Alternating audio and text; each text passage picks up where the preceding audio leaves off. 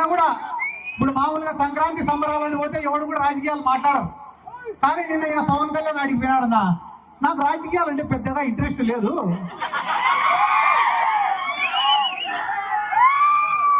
నేను ఫ్లాప్ సినిమాలు తీసినా కూడా నాకు డబ్బులు వస్తాయండి ఆవిడ. ఈడ 2 పాయింట్లు, ఆయన తీసేదే ఫ్లాప్ సినిమాలు.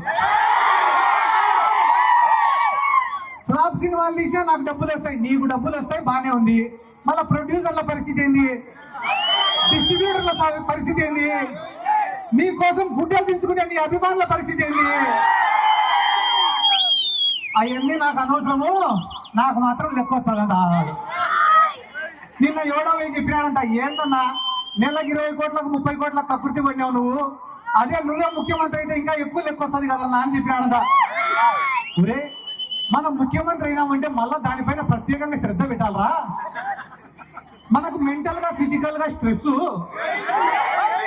అదే చంద్రబాబు నాయుడు నమ్ముకున్నామనుకో, నెల నెల మన ఇంటికే పంపిస్తాడు కదా లెక్క. వీళ్ళందరి గురించి నేను ఎందుకు చెప్తానా అంటే, వీళ్ళు కూడా జగన్ సార్ గురించి మాట్లాడే మొగలేనా.